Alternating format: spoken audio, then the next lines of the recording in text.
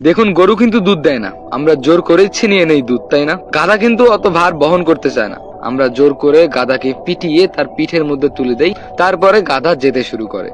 দেখুন, বনের বাঘও কিন্তু দুধ দেয়। আমরা কি ভুলেও দেখতে চাই যে বাঘ দুধ দেয় কি দেয় না? সিংহ কিন্তু একটা প্রাণী, তবে আমরা সিংহের উপর কোনো ভারী জিনিস চাপিয়ে দেই না। কিন্তু তারপরেও এই গরু বা এই গাধাদেরকে দিয়ে যে আমাদের এত উপকার হচ্ছে, তারপরেও কিন্তু দিন শেষে এদের নামটা বোকা বোকা নাম, তাই না? এই যে গরু, এটা এক ধরনের গালি। আমরা যাকে তাকে গালি দেই, গরু বলে, গাধা বলে গালি দেই, গাধারা অলস, মানে এই ধরনের একটা গালি বুঝায়, তাই না? কিন্তু তারা আমাদের অনেক উপকার করতেছে। আর বনের বাঘ সিংহ কিন্তু আমাদের কোনো উপকার করতেছে না, বরঞ্চ আমরা যদি তাদের সামনে যাই, তারা কিন্তু আমাদেরকে এক ঘাসে খেয়ে ফেলবে।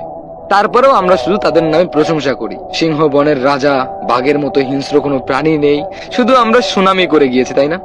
কিন্তু যেই মানুষগুলো আমাদের পাশে থাকে, আমাদেরকে সবসময় হেল্প করে, আমাদেরকে মানসিক শান্তি দেয়, সবসময় চায় আমরা সুখে থাকি, ভালো থাকি, সেই মানুষগুলোকেই আমরা গাধার চোখে দেখি, গরুর চোখে দেখি।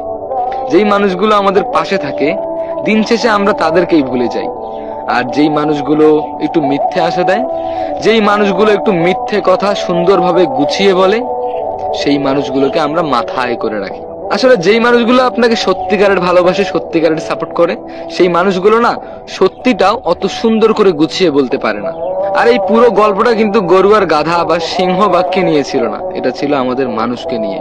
আমরা শুধু তেলে মাথায় তেল দিতে জানি, জটা চুলের হাল কিন্তু আমরা কেউ বুঝতে জানি না।